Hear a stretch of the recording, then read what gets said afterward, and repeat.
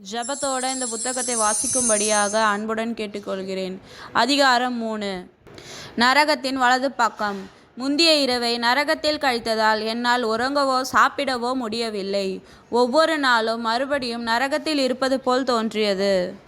என் கண்களை மூடினால் நான் பார்க்க முடிந்ததெல்லாம் நரகம் மட்டுமே. ஆக்கினியை அனுபவித்தவர்களின் கூக்குரல்கள் என் செவியை நிரப்பிற்று. ஒரு தொலைக்காட்சி நிகழ்ச்சியை பார்ப்பது போல நான் நரகத்தில் கண்டதும் கேட்டதுமான காரியங்கள் மறுபடியும் மறுபடியும் நினைத்து வேதனை அனுபவித்து கொண்டிருந்தேன். ஒவ்வொரு இரவும் நான் நரகத்தில் இருந்தேன். ஒவ்வொரு பகலிலும் இப்பயங்கரமான காரியங்கள் உலகத்துக்கு வெளிப்படுத்தும் பொருட்டு பொருத்தமான வார்த்தைகளை கண்டுபிடிக்க பாடுபட்டு கொண்டிருந்தேன். இயேசு மறுபடியும் என் முன் தோன்றி, இன்று இரவு நாம் நரகத்தின் வலது பக்கத்துக்குள்ளே செல்லிருக்கிறோம். மகளே, நான் உன்னுடன் இருப்பதினாலும் உன்னை நேசிப்பதினாலும் நீ பயப்படாதே என்றார்.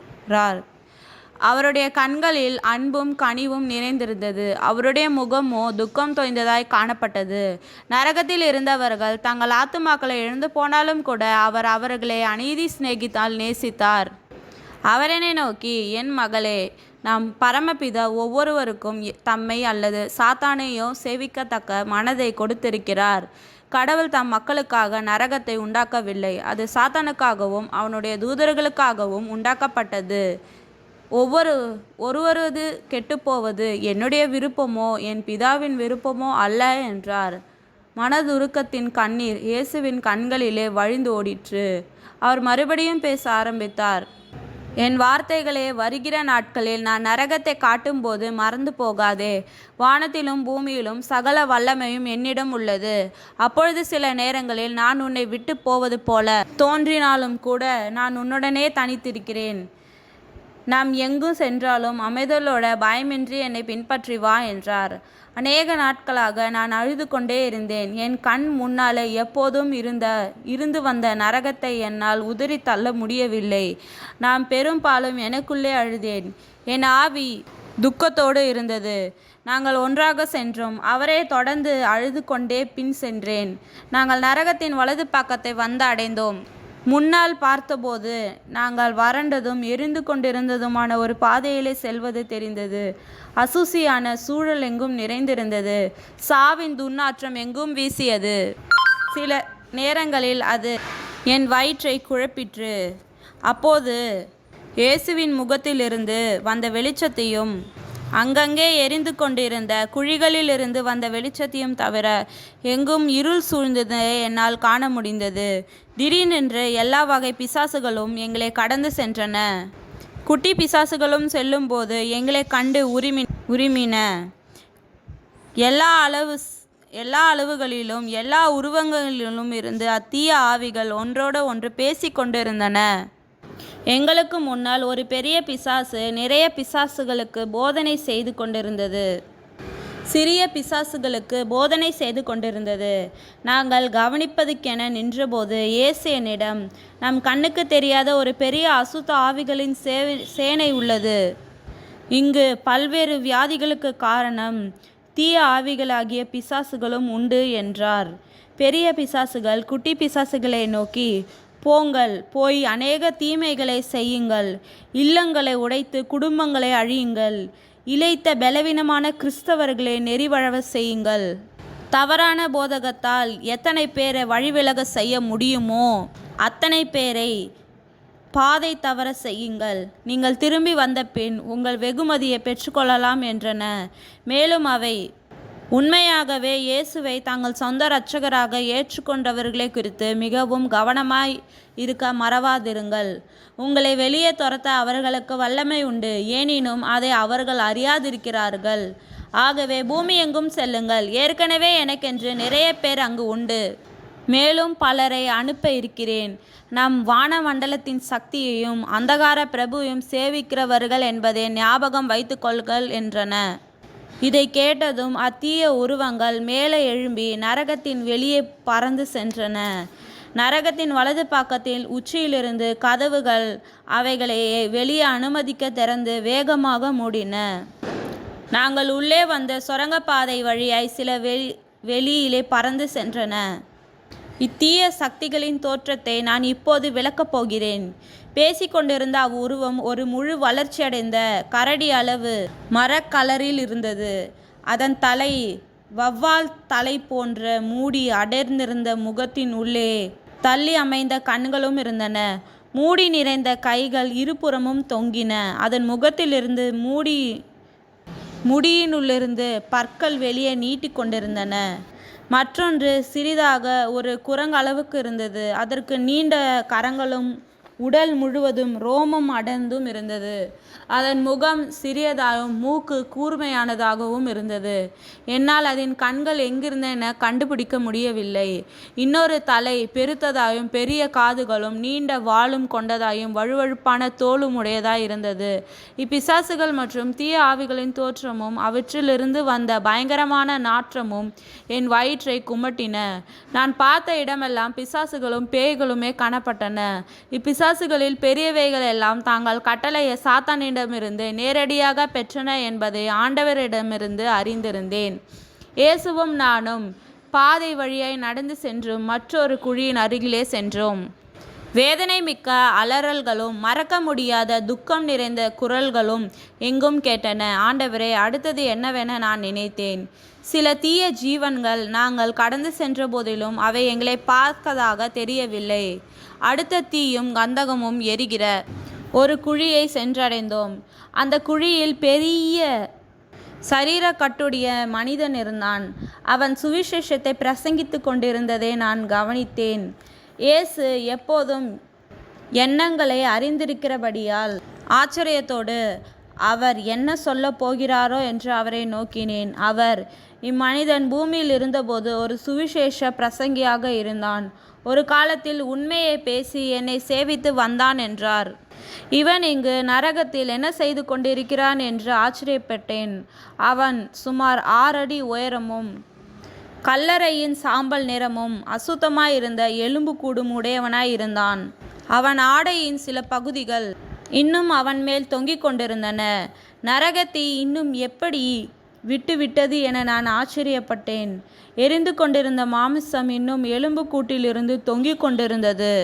அவன் மண்டையோடு இன்னும் எரிகிறதாக காணப்பட்டது. அவனிலிருந்து ஒரு பயங்கரமான நாற்றம் வந்து கொண்டிருந்தது. அவன் தன் கைகளினாலே ஒரு புத்தகத்தை விரித்து வைத்திருப்பது போன்ற ஒரு பெரம்பையோட கைகளையே விரித்து அதிலிருந்து வேதத்தை வாசிக்க ஆரம்பித்தான். மறுபடியும் நரகத்தில் எல்லா உணர்வுகளும் செயல்படும், பூமியில் இருப்பதை விட அதிகமாகவே செயல்படும் என இயேசு கூறியதை நினைவு கூர்ந்தேன். அம்மனிதன் வேத பகுதிக்கு பின்பகுதியாக படித்ததையே நான் கண்டு அது நன்றாய் இருந்தது என்று நினைத்தேன். இயேசு அன்பு கலந்த குரல்களில் அம்மனிதனிடம் இறையாதே, அமைதலாய் இரு என்றார். உடனே அம்மனிதன் பேசுவதை நிறுத்திவிட்டு இயேசுவை காணும்படியாய் மெதுவாக திரும்பினான்.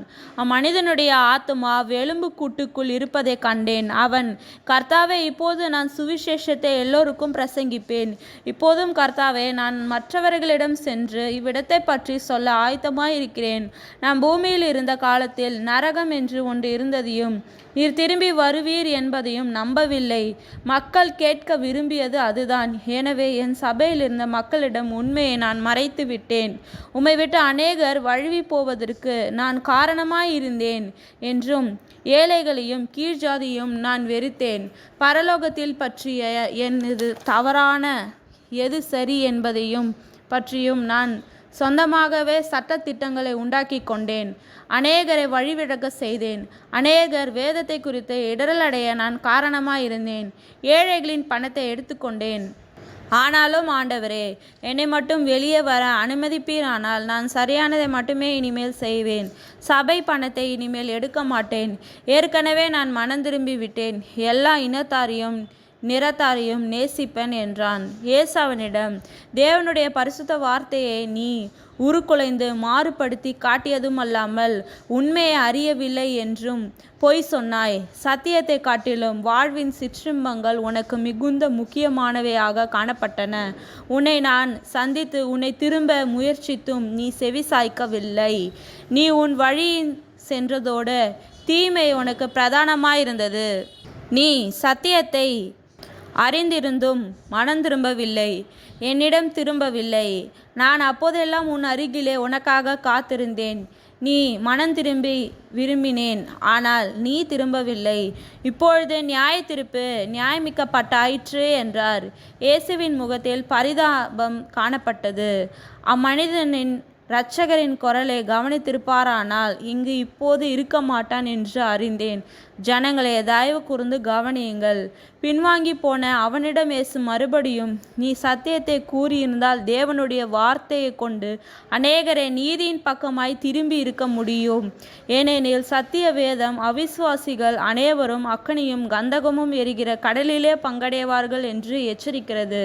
நீ சிலுவையின் பாதை அறிந்திருந்தாய், நீதியின் பாதையும் அறிந்திருந்தாய், சத்தியத்தை பேச அறிந்திருந்தாய். ஆனால் சாத்தான் உள்ளத்தை நிரப்பினபடியால் நீ பாவத்துக்குள்ளே விழுந்து போனாய். நீ அரைக்குறையாய் பாதி வழியிலே முழுமையாய் உண்மையாய் மனம் திரும்பி இருக்க வேண்டும்.